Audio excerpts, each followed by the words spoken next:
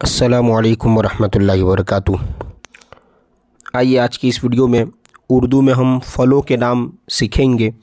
किस तरह मतलब के लिखे जाते हैं वो भी ध्यान से देखना है, और किस तरह हमें इसे बोलना है उसे भी तवज्जो के साथ आप सुने, ताकि उर्दू के अंदर हम फलों के नाम पहचान भी लें किस तरह लिखे जाते हैं, पढ़ने में भी आसानी हो और समझने में भी आसानी हो। देखिए सबसे पहले लिखा हुआ है नारियल, है ना।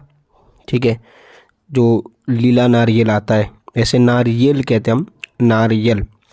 इस तरह दूसरे नंबर पर है तरबूज, लास्ट में जे है, तरबूज। इसी तरह जामुन, है ना, केला, सेब, सेब एप्पल। ठीक है, इसी तरह ये आम, नींबू, है ना, अमरूद, अंगूर, खजूर। सब मिक्स नाम है, ऐसा नहीं सिर्फ फल, जो जो फलों में मतलब इस्तेमाल होता है जो नाम। इसी तरह चीकू, किशमिश, है ना, चूँकि ये मीठा आता है। इसी तरह अनार, पपीता, है ना, जिसको गुजराती में तो पपैया कहते हैं, पपीता। और संतरा, ठीक है, जिसको मौसम भी कहते हैं हम गुजराती में। इस तरह बेर, गन्ना, है ना, जिसका जूस बनता है ना, गन्ना।